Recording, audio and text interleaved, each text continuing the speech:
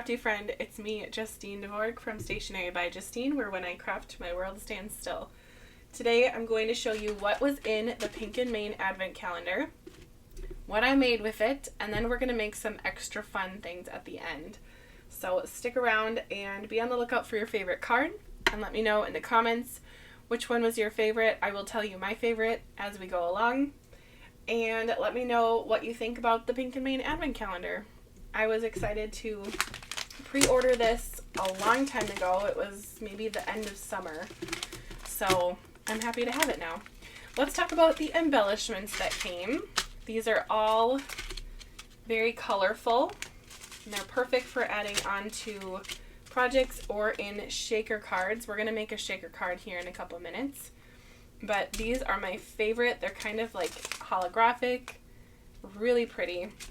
And these pre-made bows are easy for adding onto projects. So I really liked them. I think, well, these are my favorite, but a close second were these round kind of iridescent sequins. Iridescent? I don't know if that's the right word, but they're very colorful and I like them. So a lot of embellishments. I'm going to keep these out because I know I'm going to be using that in a project. Inside a shaker card, that is. The rest of these are going to go in my embellishments basket because if it's in a basket, it's organized. So those will go off to the side for now. There was also a stencil, which I thought was really fun. I will show you a project with that in just a minute or two. These are some foilables that were cut ups. They are all birthday themed. I have some extras. I did have some fun with some foil. Speaking of foil, there was foil that came in this advent calendar. There was 6 sample pieces that were perfect for toner foiling. There was also these foilable sheets. There was 8 of them, 2 of each of these, and I definitely did foil these, so I'll show you my results in a couple minutes. Loved that. I used all of the sample foils. So this is all I have left to show you. There was some pretty pattern paper. Let's look at what I have left. I don't remember how many there were originally, but I have 5 left. And I am sure that I will use these for something because they're all really colorful and they're definitely my style of card making supplies, if you will. Pink, purple, and blue are kind of my favorite colors. I guess if you add teal in there too. So kind of those cool tones are kind of my jam. So there's that.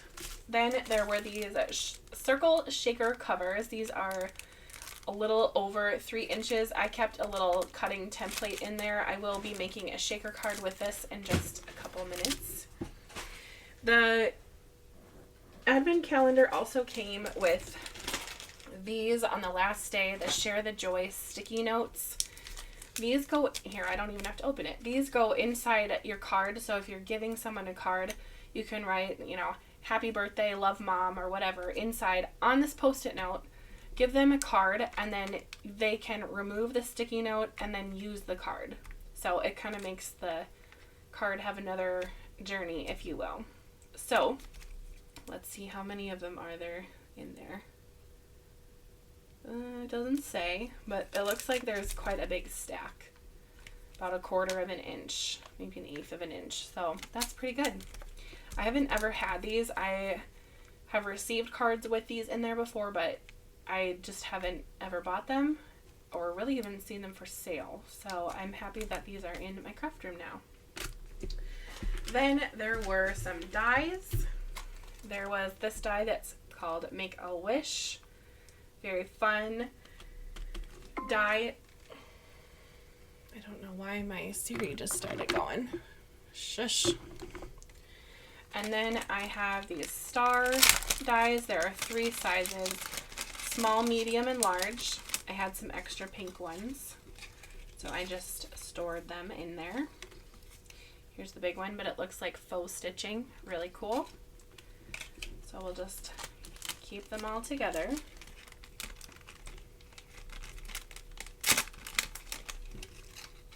These are going to live on my desk. Anything that's like a nesting die or shape, this is going to go right into my basket of nesting dies to use in the future.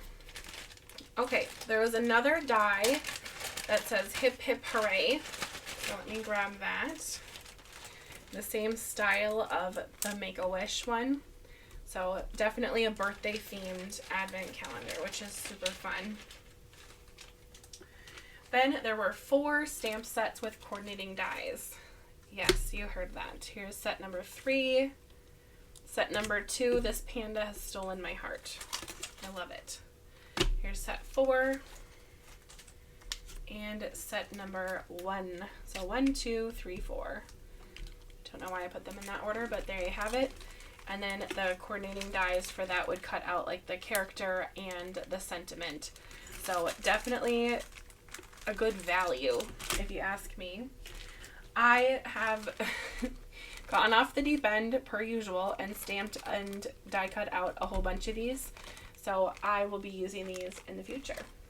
I even have one little lion that I have colored that I have not used on a project yet, but since it's colored and stamped and die cut out, I might as well use it on something sometime. So that's going to go in my little maybe one day project bin, which I like to pull for every once in a while and kind of mix and match different things up.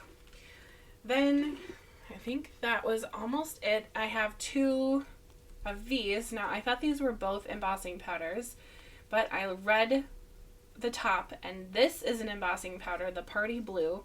This is so pretty. Where did that little sheet go? Here it is. You can see what it looks like when it is stamped. It is sparkly and shiny, very bright blue, super fun. I've never had that color blue of embossing powder before, so I was excited to add this to my embossing powder collection. So I was excited to add that to my embossing powder collection.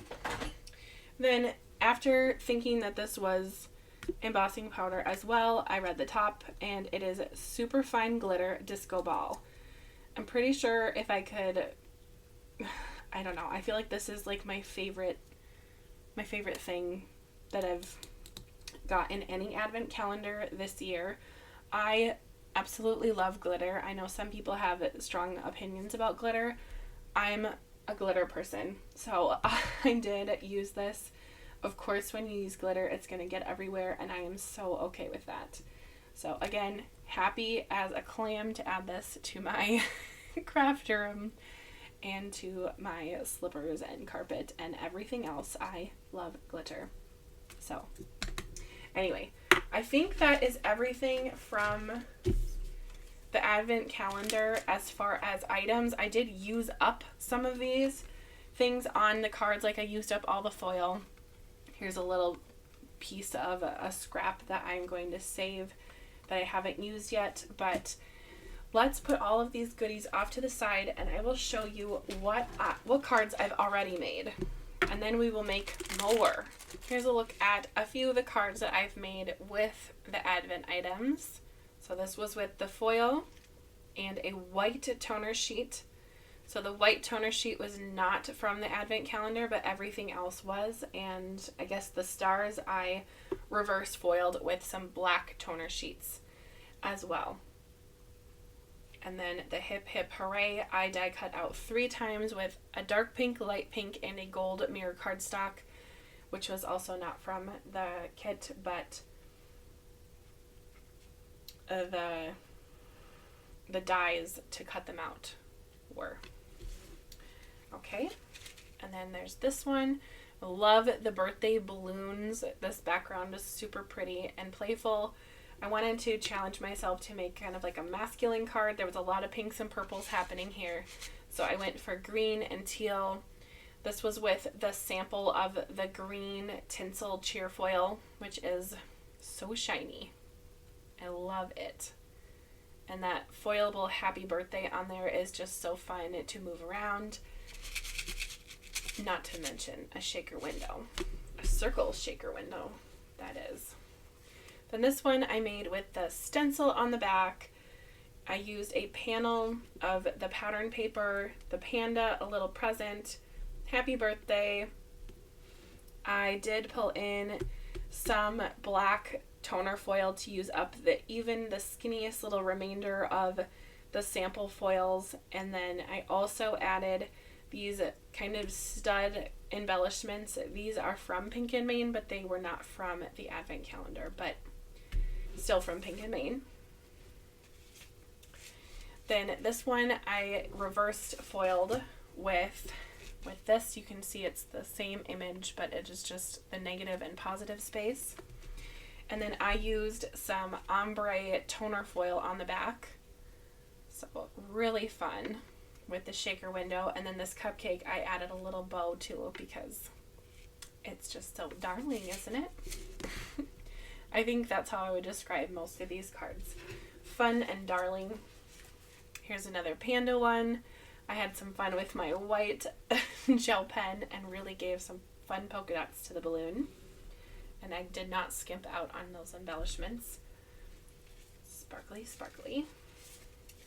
Here is another one with the stars, and then the little hearts here were part of the die cut-ups from the cut-up pack. And again, the stencils are really fun and playful. Then we'll set that one there. And then here's another panda one. Very similar to this one, just the colors are a little bit different. And then I did add the little party hat for that one. Then another shaker happy birthday. This is with the rainbow foil that was part of the sample. Really shiny and so fun. And another little pink bow on top for this one. I love shaker windows. Okay, so those are 8 that I've already made. Then let's make more. Let's make some more.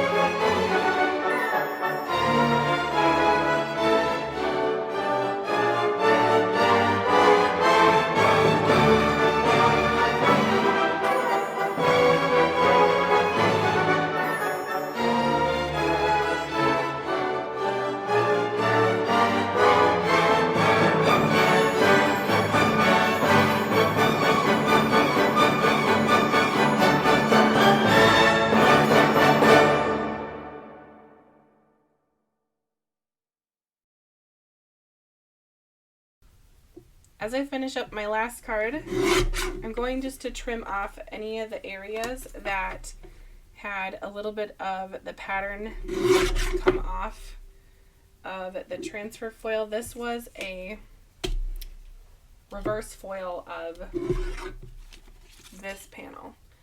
So everywhere that there was a star is now a blank spot here, and I just used some ombre toner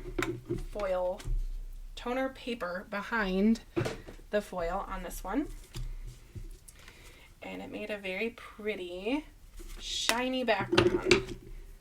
So this is going to go onto my card base. I did not pay attention to dimensions of this little panel. I basically just wanted to trim off any of the little oops edges, if you will, but usually when I have an A2 panel, it goes from A2, which is 4 1/4 by 5.5, and then I like to trim it down so it's just a little bit of a border, so then it ends up being 4 by 5 1/4. But this time we're not measuring. I will just center this as best as I can. And then let's assemble the shaker. So I do have a little happy birthday, which was reverse foiled with some black toner paper, and then these were part of the cut up pack. They are a very pretty teal, which was foil from the Advent calendar. Okay, shaker windows. It says remove protective film. So that is step 1. If you know me in real life, you know that I never take off the protective film on items. Like I have a little kitchen scale that I use for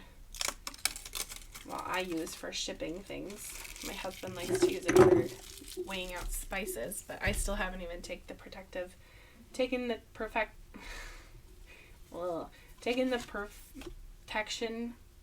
piece off of there because I like to keep things looking new.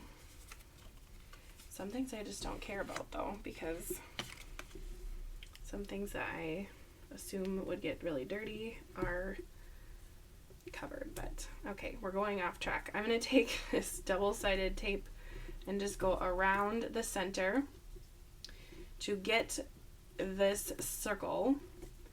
I just took this piece, put a paper behind it, and then just made little notches by each little corner, and then just connected the dots.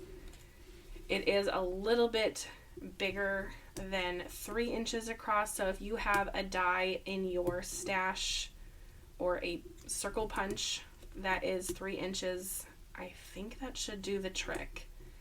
I don't. I checked all of my nesting dies that are circles, and I don't have one that was just the right size, so I made my own.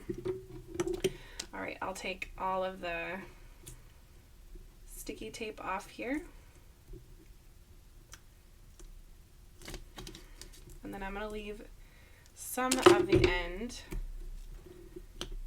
open because that's where I'm going to insert all of my shaker bits. I will then put this right on top, so sticky side up, the acetate's on the back. Then I'm going to line up the circle with the shaker window and then make my way, and I do diagonal, so it's kind of like if you're putting a wall up. I kind of watched my husband sometimes with his putting in screws with the sheetrock. You don't want to do them all on the same line because if one gets off, they all kind of get off. So if you do opposites, it's a little better. I don't know if that makes any sense. Honey, does that make sense? I don't know. Perfect. Okay, well, then I'm going to add these shaker bits into here. I'm going to use this little white tray. I used to do a lot of the diamond dots back during probably like 2018, 2020 time. you know, when it was kind of hot and popping. But I do have a lot of those little trays, and they're very helpful for shaker bits, unless you are clumsy like me and they spill everywhere. I'm just going to put a little bit in because the happy birthday sentiment is going to go on top of this, so I don't want it to be too overwhelming with the shaker bits. I have gone overboard on some shaker cards where it is just too plumful. Maybe you can relate. Alright, I'm going to get it flat-ish, and then that's going to go kind of justified on the top of the card because there's this rule in art and photography about the thirds. And I'm not an expert in it, so if you Google it, just look up the third rule and it should come up. I'm just gently setting it down. I'm not going to press hard because before that glue sets, I am going to insert the stars behind. I'm just going to take my spring-loaded scissors and just snip any of the areas where it's just kind of, I think these were pre-cut. So, well, that one's good. And then we'll just sneak them in. One there. Oh, it helps if you add the glue. Yeah. I'll put this one over here. Like so. And then we'll add the happy birthday on top. And I don't want to put any of the liquid glue by the edges because on acetate, liquid glue kind of spreads. So, something to note. And that little happy birthday on right there. And we'll be good to go. We'll press this down pretty firmly so everything will stay.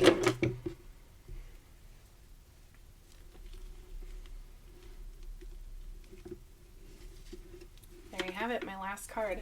So I will quickly show all of them one more time. If you have a minute to write in the comments which one is your favorite, I would love to know. I think I told you I would tell you my favorite at the end, so here we are at the end. My favorite is this one because it features a lot of the pieces from the kit and it does have the panda on it, which was my favorite stamp of the lot. But this one is a close second with the pretty foil and the shaker. So, which one is your favorite? Let me know. Anyway, thanks for watching and almost Happy New Year. Bye-bye.